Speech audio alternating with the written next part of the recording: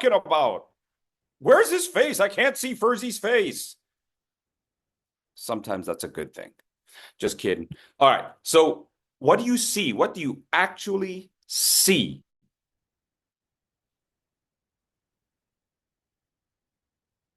Do you want us to Evelyn? answer? Yes. Oh, who is that? Who is that? Oh, that was just me, Brianna, but you can choose someone else. I No wasn't sure. way, Brianna. We're choosing. Everybody else said no, get Brianna. We're not speaking. We're gonna let Brianna speak. I They're all hiding. see. Believe me, really, everybody else on the screen is going, yeah, Brianna, you do it. Go ahead, answer. So what I see is mostly a hand that stands out the most. So it looks like there's a kind of a disagreement or shock or someone's like disagreeing with each other with the guy's hand. That's what stands out to me. You see a hand, I see a and hand which way is the hand facing? facing me. Like, I can't believe you. Okay, so there are two things you're saying here, right? One is you see a hand and it's facing you. And that's what I'm talking about. We're being accurate and analytical about what we see. The other half to what you said is the interpretation. Does that make sense? On the one hand, there is some, on the one hand, sorry, I can just crack myself up. I That's funny. don't laugh, Brianna. Terrible joke, Brianna. Don't laugh. Don't laugh at improvised bad puns. Is that a pun? Okay. So on the one on the one hand, again. So there are things that we see and that we describe that are irrefutable, factual. I see a hand and it's facing towards the face of the person who owns the hand. Yes? Yeah, Brian's like, yeah, that's what it is. And then of course some of us movie people are like, oh, like in Aliens. Ah, you know. So sorry, Jim's like, what is wrong with this guy? So what we want to do is be clear about what is factual and cannot be debated. And then later on we'll talk about, well, what can be debated? What he is expressing or what everybody else is interpreting can be debated. Somebody had their hands up. Tari, go Yeah, ahead, sir. I see a gathering of people in a meeting that seems to be informal because there's some people sitting on the left who having a separate conversation, and a woman is engaging with the guy with his hand up. There's food there. Uh, there's a person who seems to be officiating it, but it seems to be an informal meeting, like a lunch meeting or something. Okay. So we're talking about several things there, right, Tyree? And you gave us a lot of things that you picked up on. Which ones of the things that you said are irrefutable? For example, food on the table. Absolutely. No one can disagree. Food on the table. What else did you say that's like, nope, this is data, this is fact? A man was standing. Man is standing. Brilliant. Absolutely, sir. And I think you also said some different groupings, right? You talked about Yes, different groupings. Good. Whether it's informal or formal, that's sometimes interpretive. yes, sir. Yes, sir. And sometimes people have different opinions about what is to be considered informal or formal. You ever gotten dressed to go eat on a dinner cruise? Is it formal night? Is it informal night? What is in? Oh my gosh. For some people, formal means I tuck in my shirt.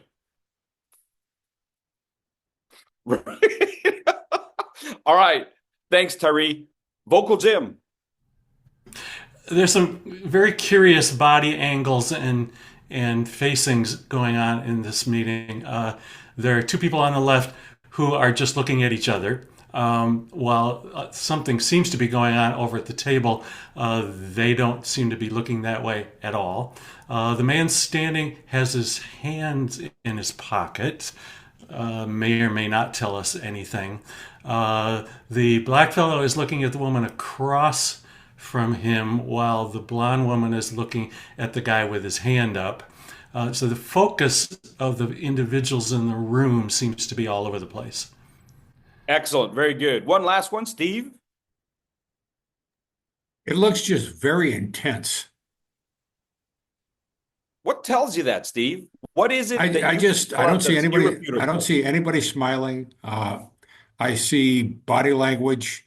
The man on the front right in the gray shirt's got his hand up in front of his face. Uh, the one in the white turtleneck has his hands in his pocket, and he looks pretty intense. And there's some bad news, it looks like. Okay. Well, you see, that's the interesting part, right? We say that, oh, it's intense, but and then you base that on I can't see faces, or it looks on their face, but you couldn't see faces. So how can we really tell if it's intense if we couldn't see faces? What I'm getting at is when we first watch a speech, when we're listening to it and seeing it, we have to train ourselves to make sure that we know what we're seeing. And we have to train ourselves to make sure we know what we're hearing. Things that cannot be debated. What do you know for sure? And everyone in the room would go, yes, I agree. He raised his hand 3 times. Yes, I agree. Your eyes were looking to this side of the room. We can look at the video and see it. So therein lies where we have to train ourselves as evaluators. What do we actually see without any kind of interpretation? There will be plenty of time for interpretation. But I get concerned sometimes that when we're evaluating, we start to interpret first through a lens. And that lens might be a lens of, well, I haven't been here for very long, or I've been here for a long time, or man, I had something weird at dinner and now I've got something strange going on in my belly. We're human. I'm not saying it's wrong, but we're human. But we can look at some very specific things and look at the facts. Now we're going to change the lens. Now we change the lens. Now I'd like for you to tell me what you see and how do you interpret it?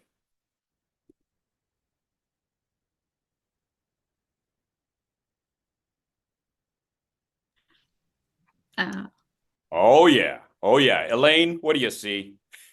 What's going on in here?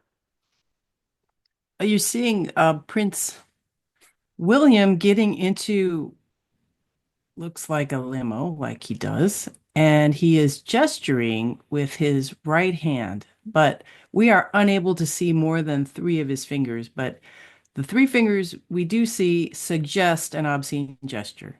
An obscene gesture, yeah. Yeah. And his face, from his face, it's hard to know. He could be, it doesn't look like he could be joking around. It does not look like he's angry to me. Sure, sure. He's throwing the bird at his father, it's not so bad. Flipping the bird to the king.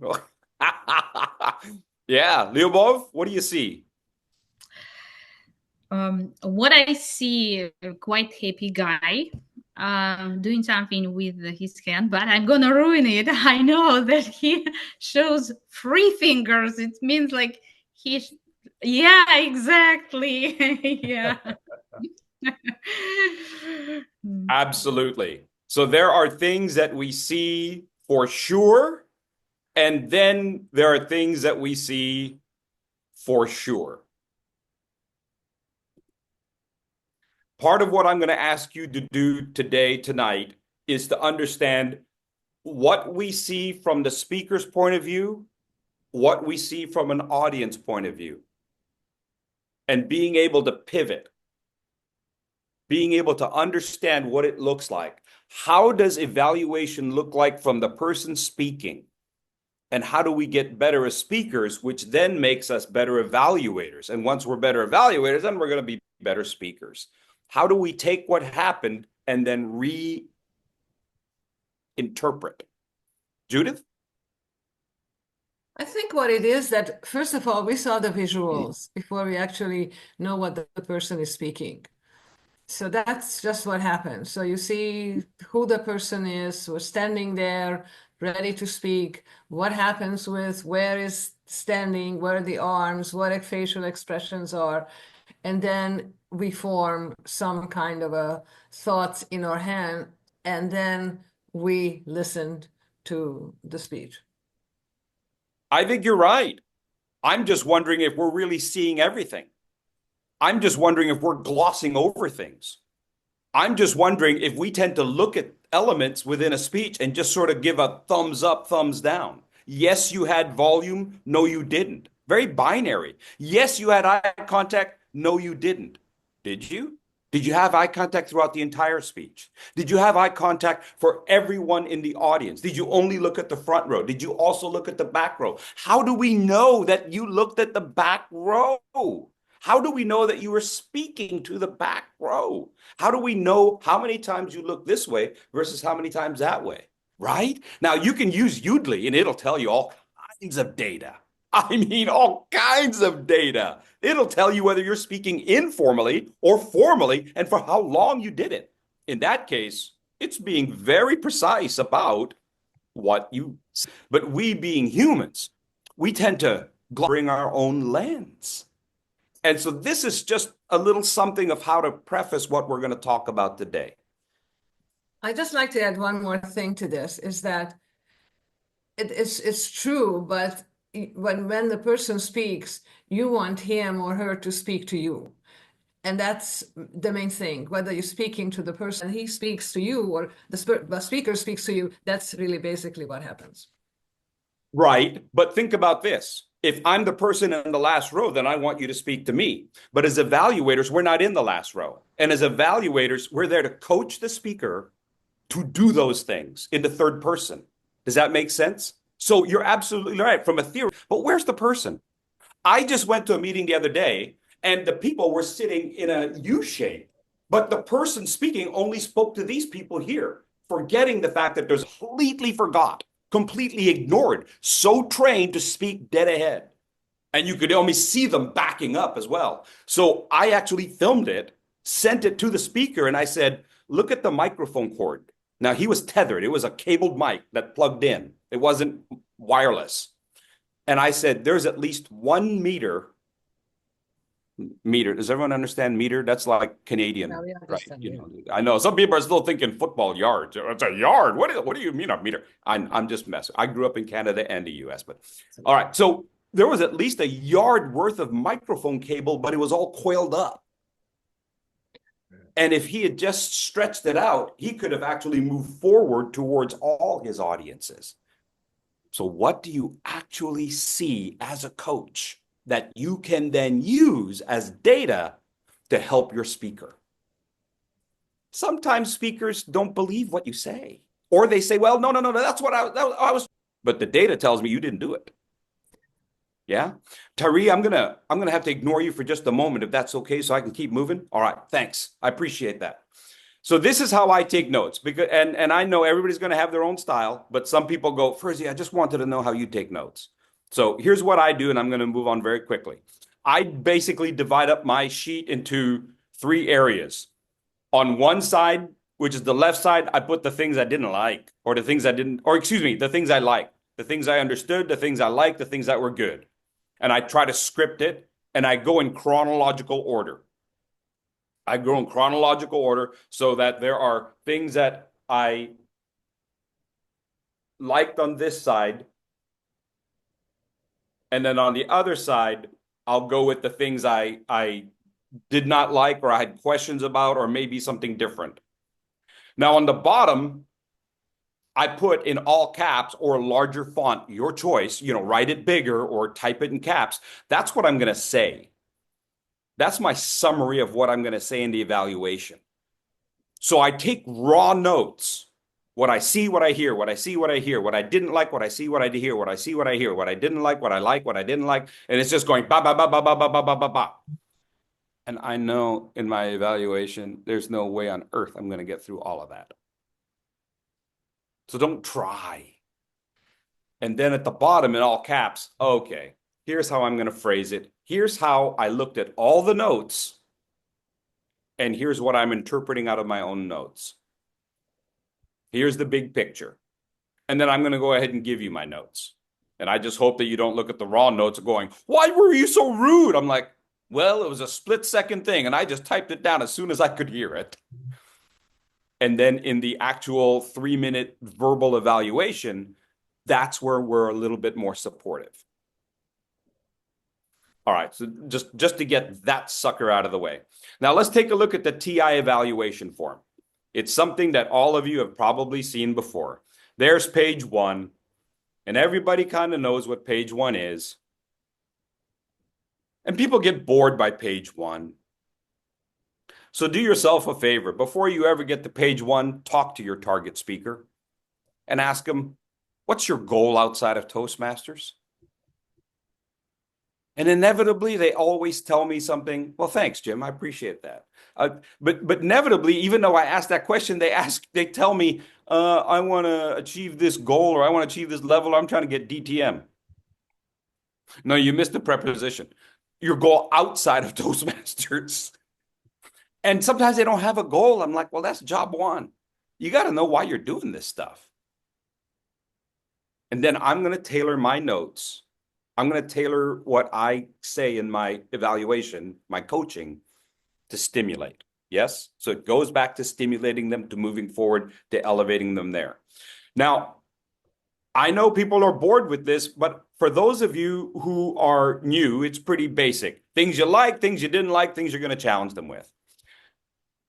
For those of you who are veterans, can I suggest something for you? When it says the things that you excelled at, try to think about, these are things that you did well. Remember, celebrate. We celebrate things that you did well today and that you could do well tomorrow, even on a different speech, right? Even on a different speech, these skills are going to transfer. So on your very next speech, you're going to get better. On your very next speech, you're going to get better by simply doing these things again.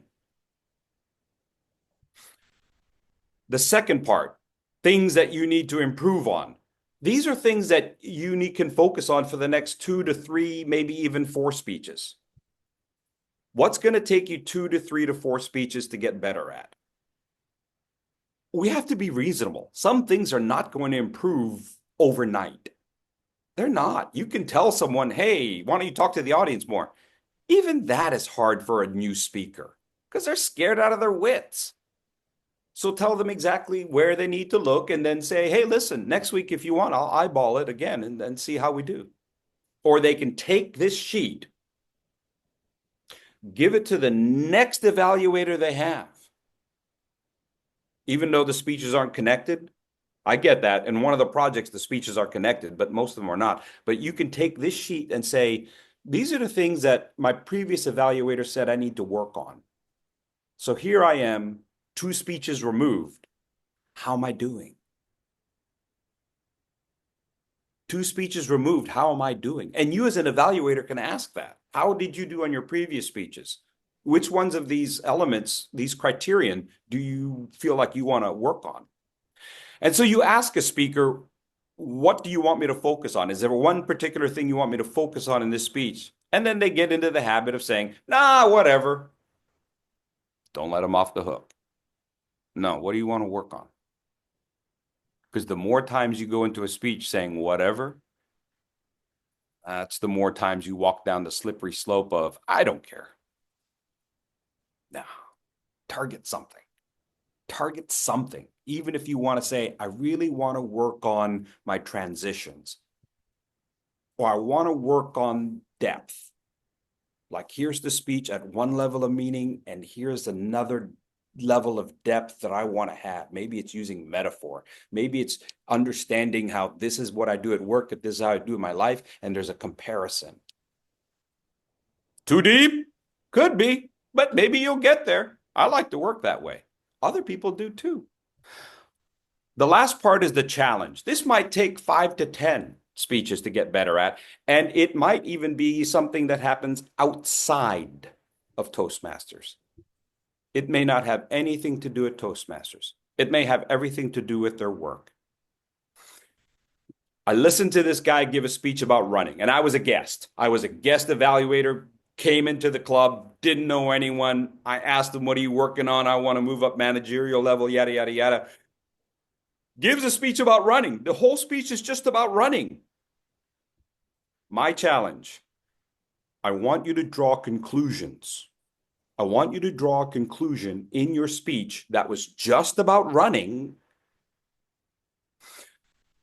to transferable skills or transferable lessons to leadership in your company.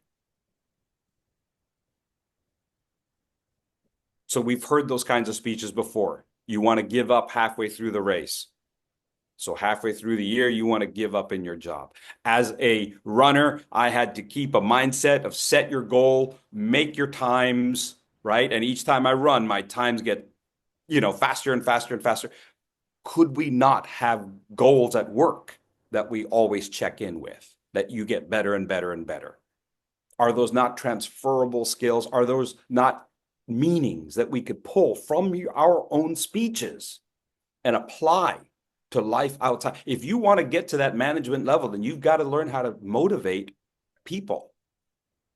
Couldn't you use this speech? Couldn't you take this entire 5 to 7 minute speech with 30 seconds grace period and whittle it down to about 60 seconds of learning and then apply it? Because let me tell you, you're going to be able to do this speech in 1 minute to your coworker and inspire them. Challenge! Yes? So this is how we stimulate our speakers to think outside the proverbial box. So that's page 1. Page 2, basic. Everybody knows the numbers. But again, remember, 1, 2, 3, 4, 5. It's not binary. 1, 2, 3, 4, 5. And don't just say, oh, you're at a 2, how do you get better? You're at a 5, you don't need to get better, you're at a 5. Be precise. How do you help someone go from a 3 to a 4? Think about that. Just one notch. How do you go from a 3 to a 4?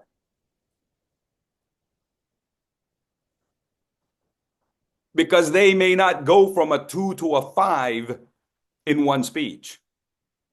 But you can get them from a 2 to a 3. On your next speech, just focus on this and go from a 2 to a 3. And then, of course, the comments. You've got to write comments in there. Like, why did I give you a 3 on your clarity of voice? Because for the most part, I could hear you, but there were times when I could not hear the consonant at the end of the word. I couldn't hear the consonant at the ends of the words. And you have to help them understand that. Or you know what? Sometimes the ends of your words kind of dropped off.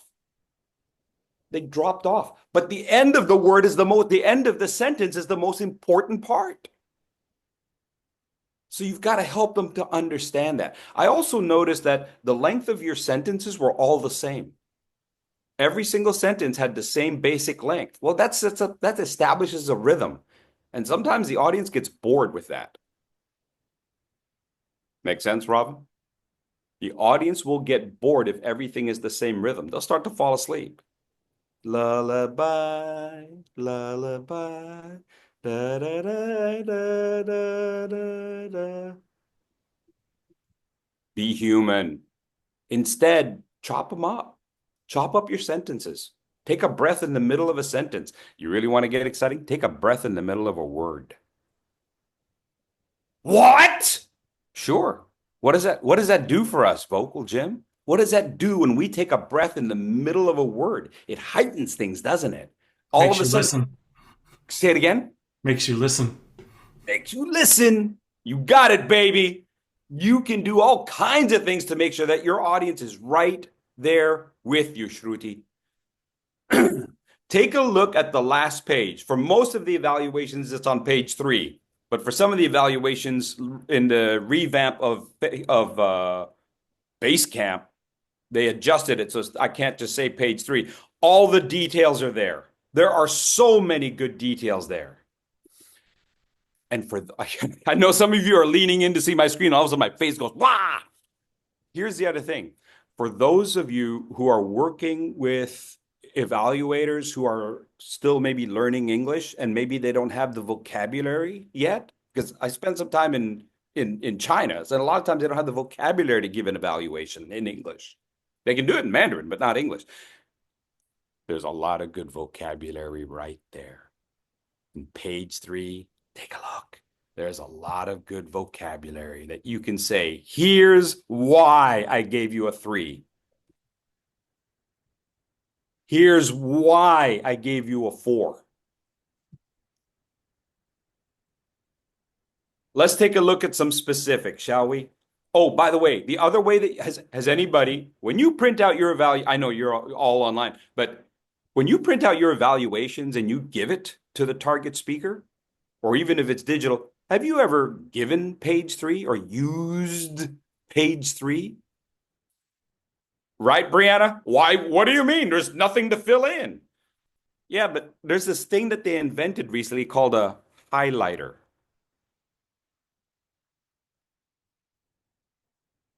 Sarcasm. It's one of those wonderful gifts I give to people.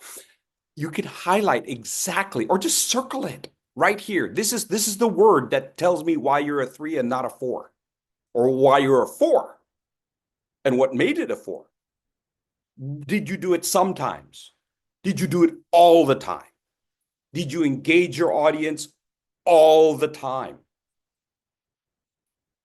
Those words make a difference. Sure, most of the time I could hear you. You had a microphone and you were using it. But sometimes when you looked over this way, your face went here, your microphone was here, and at those times I couldn't hear you.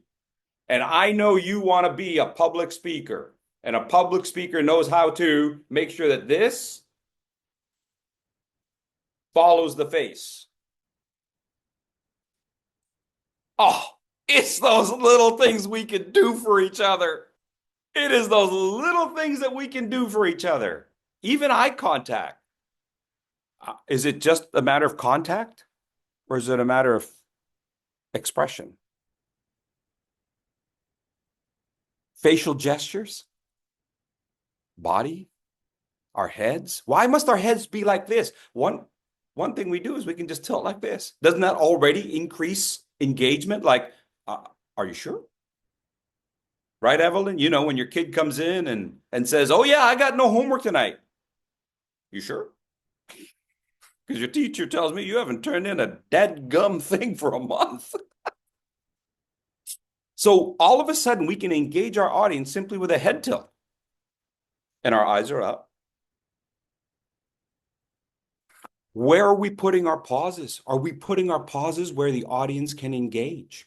So let me work real quickly here. Let's take a look in specific. Let's take a look at gestures.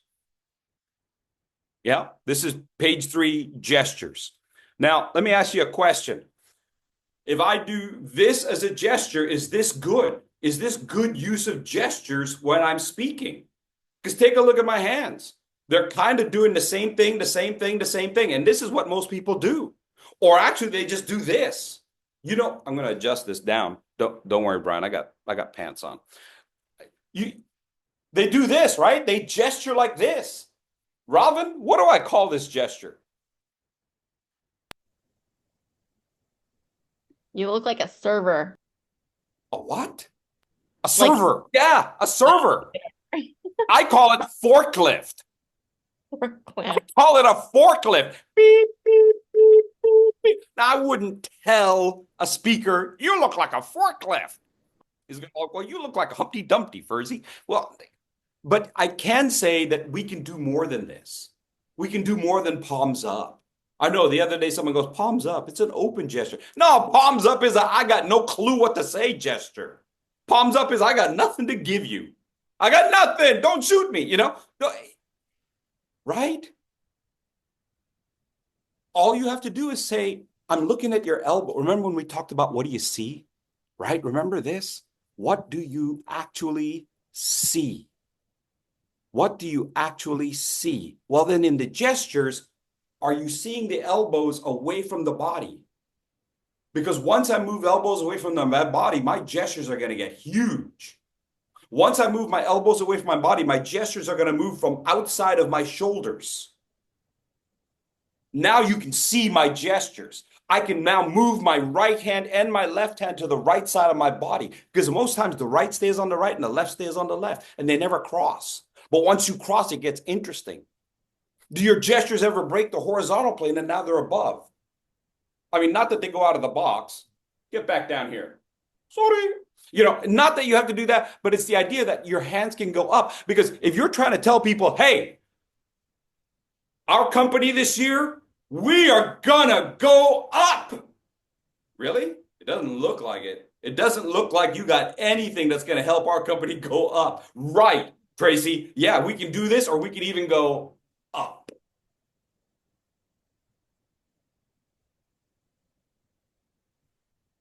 It's not just my hands, it's my head, it's my eyes.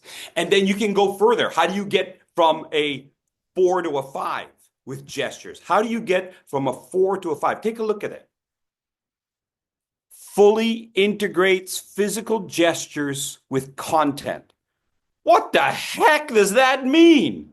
What do you mean, fully integrate? What does it mean to be fully integrated? And I asked everyone to bring a copy of it, but if you don't have a copy of it, let me go ahead and put this into the chat. One moment, I'm having trouble with my screen. I can't get it. I perfectly planned this out and it just wouldn't fit. But it's the idea that fully integrating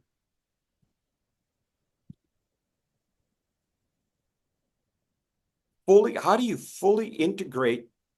How do you integrate technology, Fursey? How do you fully integrate things into your speech? How do you fully integrate gestures? Well, here's a thought. You have a gesture that matches the theme of what you're talking about. So if your theme is how to love more, all right, simple topic. I want to learn how to love more. And this is your gesture. I want to learn how to love more. Now, theoretically, if it's your theme, Jim, how many times should I repeat my main point in a speech? How many times should I repeat my main point? Anybody know? 3 times. Yep, 3 times, Tracy Holmes. I'm so glad you gave me all 3 fingers, because if you just gave me one, that could have been bad for both of us. No, 3 times. The introduction, the body, the conclusion. Yes? Intro, body, conclusion. Well, here's the feedback you can give someone. On your theme, have a set gesture. The gesture is integrated with what you're trying to say. And in the introduction, you say, today, my speech is all about how to give from the heart.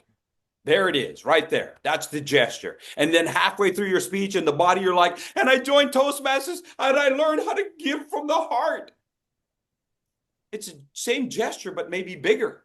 It's the same gesture, but maybe bigger. And then at the end, you say, and so, fellow Toastmasters, there's a phrase that drives me bananas.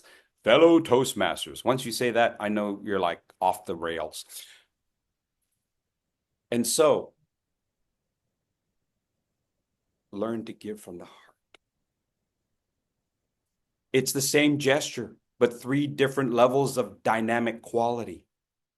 That's how you integrate it. You've just given your audience not just verbal line, something for them to hear, but you've given them something to see. That's how you integrate gestures, because what they see is so strong. I'm not going to go into the data of what percentage, because everybody argues over what percentage is actually seen versus heard. But I will say that if you can come up with a gesture, if you can come up with a gesture, if you can come up with a gesture, if you can come up with a gesture, if you can come up with a gesture, and every time you say that theme, you match it, they're going to remember. You've got a better chance that they're going to remember it, because it's tough for people to remember what you said. It's tough. Admit it. You can't even remember what they said at last week's meeting. You can't even remember one line. And we expect everybody to remember every word we say in our 5 to 7 minute speech with 30 seconds of grace period. Be real. Be real. You've got to help people understand what you're saying. And a gesture can help you. A gesture that is integrated into your speech. Integrated into your speech. That's one way. Now take a look at interest. How do I create interest, even in an icebreaker? Take a look at number 5, fully engage audience with exemplary, well-constructed content. Well, what is well-constructed content? Is chronological order always the best way to construct content?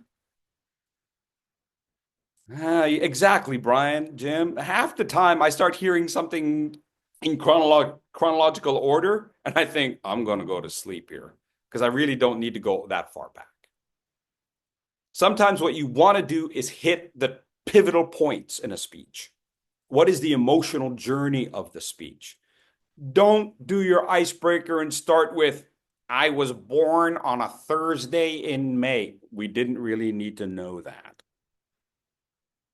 We didn't. But if you tell me that you're a grandmother and you want to get to know your grandkids, but you don't know how to talk to them because they're always on a device, I'm all ears. I'm all ears. So I don't need to know everything in the past. It's an icebreaker, not a CV, not a resume. It's an icebreaker. Break the ice between us, find a connection.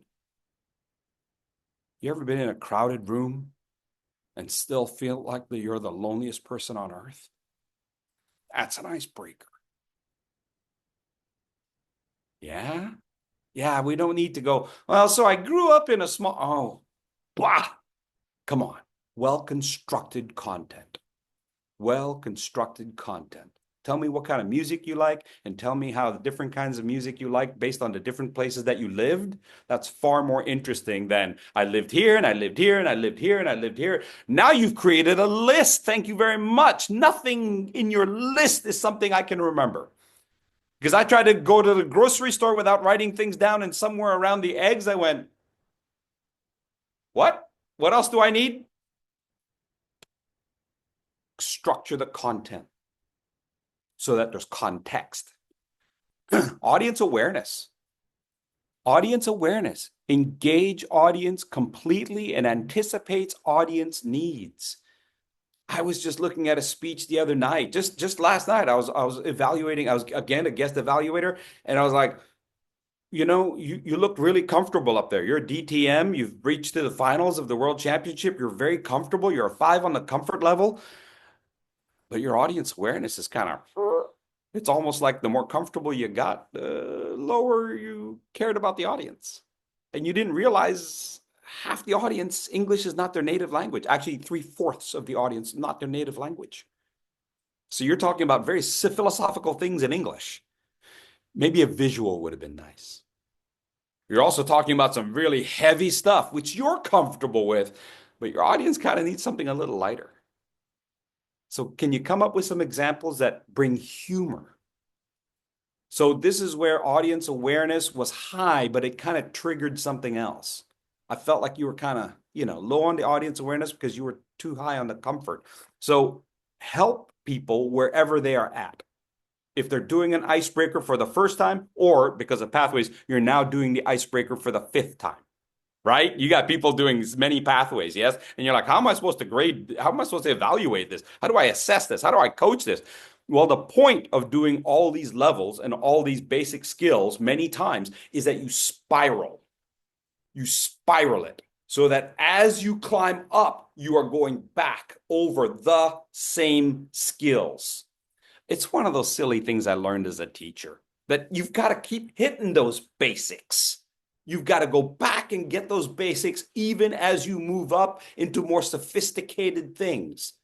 So we make sure that we're covering those basics and solidifying it and establishing a really solid base of information. So now I'm going to go ahead and do a speech. I'm going to have my friend Tom come in. Tom, you ready? All right, I'm going to have my friend Tom come in, and he's going to do a 1-minute speech. And what I want everybody here to do is choose one. Count them. One. of the criterion. Don't try to do all of it. It's only a 60-second speech. But pick one of the criterion and evaluate Tom's speech based on that criterion. Now, ladies and gentlemen, oh, Amer's up. Amer. Okay, so here comes Tom. Tom's coming in, Tyree, and Tom is a new Toastmaster. He's going to do his icebreaker. He's going to do his icebreaker because Tom just opened up a restaurant. Now, Tom opened up the restaurant because he likes to cook, but now he's got to go out there and meet guests, right? They told me you got to meet your guests and get them to come back. So Tom has to learn how to speak because Tom doesn't like to talk. Tom likes to cook, right? So, ladies and gentlemen, please put your hand. Everybody picked a criterion. Has everybody picked a criterion? All right. Or you can about like gestures or like vocal variety. Is that right? Like right. One of the elements. Okay. Yeah. Sorry. Criterion. Teacher speak. Jargon. I love jargon. Don't you love jargon? Okay. Yep. One of those elements like gestures or level of interest or comfort or vocal variety. Yep, absolutely. All right. So would you all please put your hands together for Tom Morrow. You like that name?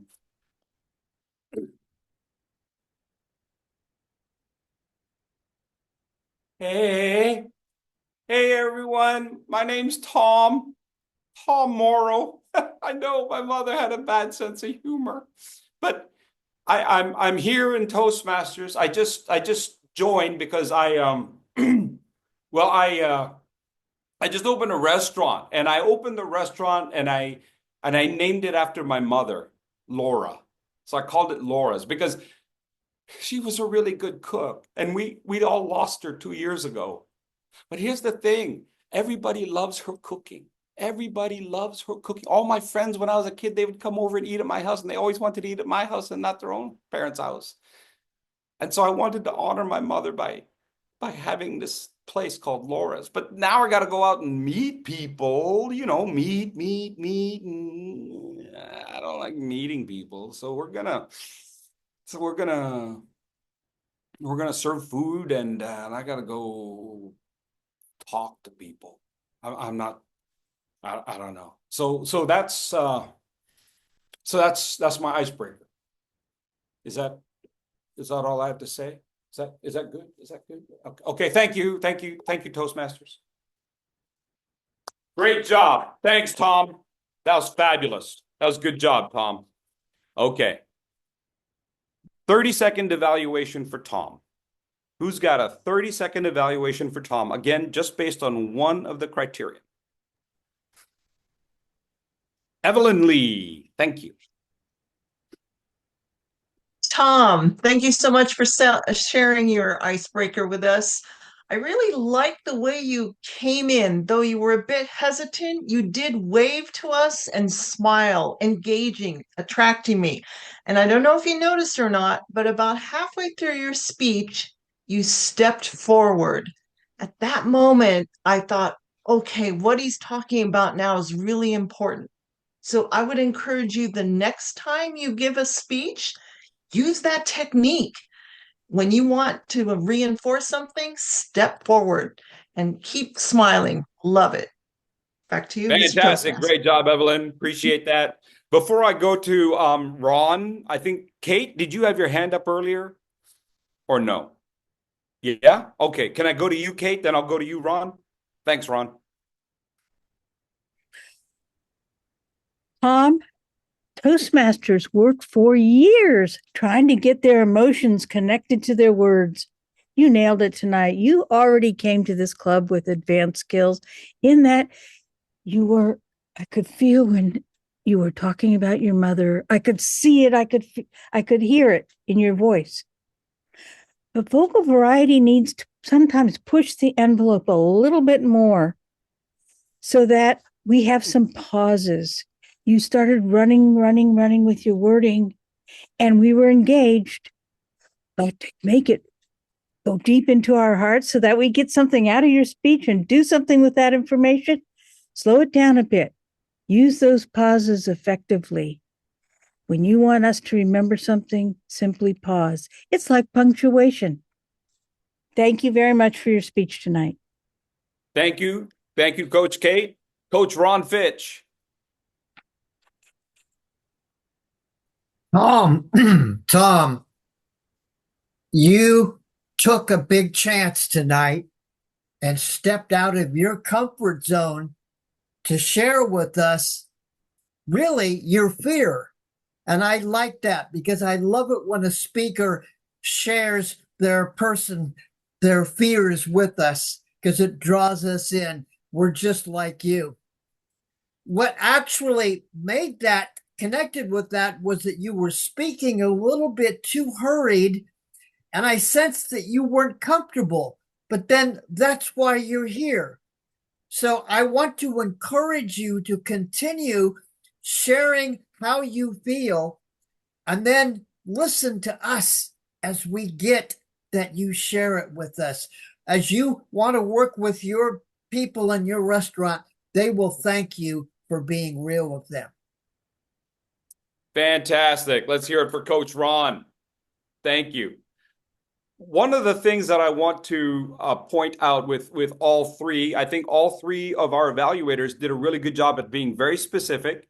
I think all three of our evaluators did a great job at caring about Ron and being very empathetic and sympathetic and positive and supportive with Tom. Why is Tom here? What's his practical application and need to be here? He's opened a restaurant. What is it that he has to do with these skills? He wants to connect with his customers. Got to connect with his customers. And how do we get him? So I think you can take everything that you said and simply remind him, here's how you talk to customers. Ron talked about how you speak to your people, and just specify, maybe it's with the customers, right? So it's very specific what he needs and how we help him get there. And then maybe it's a matter of, I know you don't want to go out there, but you know, Tom, when you started speaking about your mother, it was so passionate. Talk to your customers about your mother. You may not want to talk to customers, but it sounds like you like to talk about your mother. So talk about what you like to talk about. Because I noticed that your voice was different when you talked about your mother. Yeah. And so think about that. Think about, okay, how do we focus his gestures towards it? How do we focus his voice towards it? Oh, Lisa, question? Yeah, I was wondering whether I always encourage people to start with a question. And maybe he needs help with asking his customers, hey, how you doing tonight? How do you like the food? What brought you here tonight? So if we teach him in his speech to be able to ask his audience, hey, have you ever had dinner at a Chinese restaurant? Have you ever tried this kind of food before? What did you like about it? Then maybe that would help him to relate more with his customers. There you go. Absolutely. What did you order tonight? Oh, that's my favorite dish. Probably every time he goes to any table, he goes, yeah, that's my favorite dish. And I think loved that dish, didn't she? Yeah, absolutely, Lisa. I think that's terrific. I think that's absolutely terrific. I got to keep moving forward if that's okay, Lisa. I'm sorry to cut you off because I know I'm on the back half of yellow and all of you know how I tend to run overtime. So I'm going to try to make sure that I keep this moving forward here. We're on red. Get ready. So as we go through our evaluations of people, to summarize, we're talking about celebrating what they did well, which I really thought all four people who talked tonight talked about celebrating what Tom did well, elevating how they're going to improve their skills, and make sure that they elevate their cat over their head, right, like Kate does, but also how to excite them, how to stimulate them and apply it to what they do best. Now, with all of that said, and talking about page 3 and all the skills that all of you know, because I was talking to everyone at the beginning, and some of you have been in Toastmasters for a long time. One thing that I always have to remember, and this comes from 30 years of teaching, it's a phrase. Teddy Roosevelt said it. They don't care how much you know until they know how much you care. They don't care how much you know until they know how much you care. And I felt that in the evaluations that I heard. I did. I felt it in your voices. I heard it. And I think that's one of the most important things that we can do for our speakers. Because we're in Toastmasters. And sometimes outside of Toastmasters, there's not anyone out there who's going to care about me. That may sound incredibly sad and tragic, but you know it's closer to the truth than we ever care to admit. There may not be anyone out there who cares to listen to me. And if we can do that, then I think we can keep people here in Toastmasters where they can keep coming back to the fountain, drinking more of this Kool-Aid. But more importantly, they're going to go to their next new member and say, hey, let me tell you about this really cool thing called Toastmasters. I think you're going to like it, and I think it's going to help you. And that ultimately is what we're here for. Thank you. Back to you, Madam Toastmaster. Thank you, Fursey, for that master class in evaluations. I've been in Toastmasters a long time, and I can guarantee you that I learned quite a few things in this class. I've not been paying enough attention to the form. I never look at the third page. I only glance casually at the second page, but I'm still an excellent evaluator in my own way. I can be a better evaluator if I learn from you. Thank you for sharing all that with us.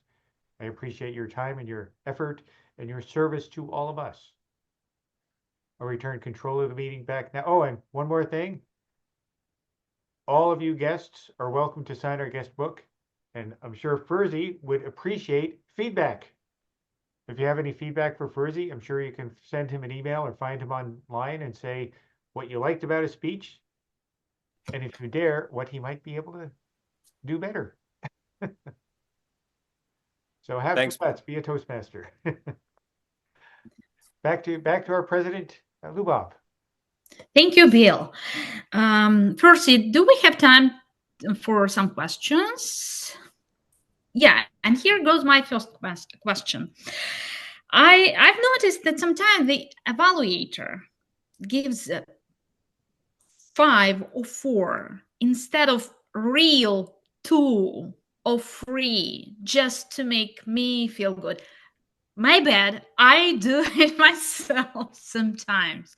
So how to find this balance between, you know how they say, like, encourage, not discourage, where to put this comma? How to find this balance, not to discourage a speaker, but at the same time to be honest about his delivery. Absolutely. And I think that's where knowing where you're coming from can help, because you can tell your target speaker, hey, listen, I know this is kind of a low number here, but here's how you can move it up. And I think you can move it up even by your next speech. I think it can get that much better. Yeah, but everyone else gave me a 4. I understand that. But remember, we have different audience members, and some audiences members are going to evaluator is you go to them and say, go ahead, be brutal. Or as an evaluator, you can go to your target speaker and say, you want me to just make you feel good and soft sell this? Or do you want me to give you, off kind of evaluation? And a lot of times they'll go, oh yeah, give it to me. But now you have their permission. Right? And so I hope that's helpful to you. Yeah, thank you for Bill. You're welcome. I agree with you, by the way. Bill. Yes, I have a question comment.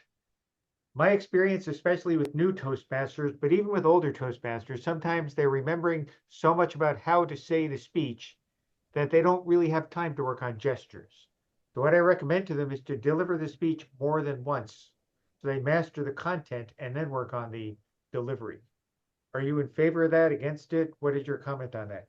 Absolutely, Bill. Nailed it. One thing that I think people don't understand about the contest is that whereas in normal Toastmaster meetings, you do one speech, you throw it away. You do one speech, throw it away. Do another speech, throw it away. After each evaluation. Whereas in the contest, you're sharpening that saw and getting better at the same speech.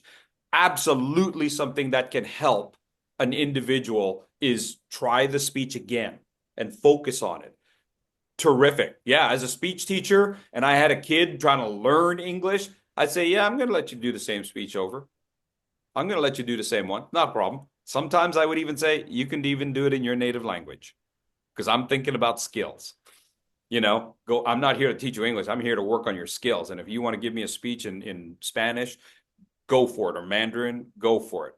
But I'm still going to eyeball you on your gestures and your eye focus and how you move around. I see all kinds of hands up. Tyree? Crystal was next. Oh, Crystal. Oh, thank you. That's kind of you. Oh, there it is. Yeah. My challenge when being an evaluator is that my club meets in person, and I feel responsible for handing in this paperwork to the person who gave that lovely speech, but I don't feel like I have enough time to be as thorough as I'd like to in my comments and so on and so forth. Do you have any advice on that? Absolutely. Go ahead, give what you need to give them there, and then follow up with an email. Okay. And just tell them, hey, listen, here's what I need to give you tonight, but can I go ahead and send you an email with a more thorough evaluation, more thorough feedback? Thank I you. think that usually works. Thank you. Tyree? Yes, Fursey, at some point in time, you made a gesture of saying how the speaker has one side and then talking to the other. And I guess I was just wondering also, does that apply to the audience as well? Right? That you're trying to make a connection that the audience has to connect to that. Well, I tell you what, it's the speaker who has to make that connection to the audience. The audience is sitting back and hopefully they're paying attention, but they could be on their phones. Our job as a speaker is to go from me to we. I understand it's your story, but your job as a speaker is to get us to understand where we plug into that story. Because the speaker might be talking about their kids, but you've got an audience member who doesn't have kids. Yeah, but we all cared about somebody. We've all cared about somebody, or we all see somebody. We all have the potential to see somebody else's growth as a mentor or a mentee. So going from me to we is really the biggest component to what people miss. It's really something that I try to help advanced speakers with. It's like, okay, so that's a great story, but so what? What's in it for me, right? What's in it for me? Going from me to we. What do you see in your story, and what do we see in your story? You've got to make sure that we see this and that we plug in at those pivot points, not just in the last 30 seconds. And so, fellow Toastmasters, have you ever had the same experience? Oh, by then, we've already been doing this. Right. So you got to get them to plug in sooner. Yeah, you had me connected because when you said you were going to pass me off, I was going to say, why don't you look at that picture with Prince William? Thank you. Good job. Thank you. Ron? Yes, thank you. I'm in the evaluator contest, so tonight has been very relevant to me, and I appreciate that. Something I have been telling people to do, and I'm not, and I'm confused, so I'd like your input. I have been to the judges' forum for the evaluator contest. My theory is we should know what they're looking for in us as an evaluator. Do you have any comments about that? You can never tell what the judges are looking for because each judge is different, because each person is different. But I will say this about the evaluation contest. You're not just speaking to your target speaker. You've got to find one or two elements that you can pull back and say, if you're saying to the target speaker, oh, your gestures, you can improve there. And then you simply go, isn't this something we can all do? That we can all use our gestures in a certain way. We can all sustain our gestures and keep that hand up there and not just let it go up and down, because this is how we can all improve. You make sure the audience knows I'm here for all of you and that we're all learning. Now, somewhere out there are 4 or 5 people whose names are Judge. Sorry, I almost misspelled judge. And they're going to get that. But ultimately, everyone in the audience should improve because of what you as an evaluator are giving to the target speaker. I will say that. Thanks, Ron. Jim? Firstly, one of the interesting things about Toastmasters is that on any given speech and any given evaluator, the experience level and the skill sets of the speaker and the evaluator will often be vastly different. There will be times when you need to give an evaluation in your club of a speaker who may be an incredibly more superior speaker than you will ever be. So one of the things that I've learned along the way is that we get intimidated into thinking that we have to fix everything that we wrote down on our sheet that was things to improve on. As a speaker, I find more often than not that if somebody just tells me, oh, right at this point in your speech, I kind of got lost. That's incredibly wonderful information. Now, for them to then go on and tell me exactly how to fix that, I may listen to that or I may not. I'm sure you've gotten lots of evals on your world championship level speeches that you ignored the suggestions on how to fix. But I suspect that when people said, this didn't work for me, I wasn't sure where you were going with this, that's the kind of information that can be really helpful. You're absolutely right. You're absolutely right. I kind of got lost here, or I had a question. Was there a reason why you did that? And I don't know anything. I'm new here, so I don't know any better. I just had a question. And sometimes those questions are important. And therein lies also the role of the general evaluator.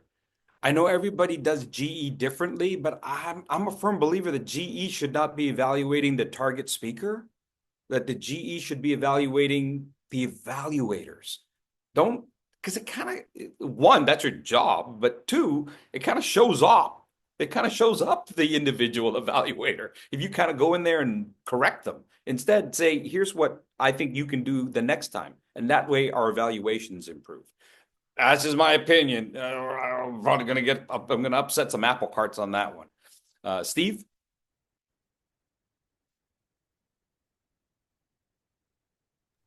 Sorry about that. I had a couple screens going. I was looking at the evaluation form. That second page with all the numbers 1 through 5. It's interesting because you could give somebody a positive 1. It's not like 1 is poor and 5 is great. It's like 1 is developing, and in our own way, we're all developing. So if you explain it properly, yes, I gave you a 1 on that, and you're developing, and you're supposed to be developing. So, and like you said earlier, it's how you get to a number 2.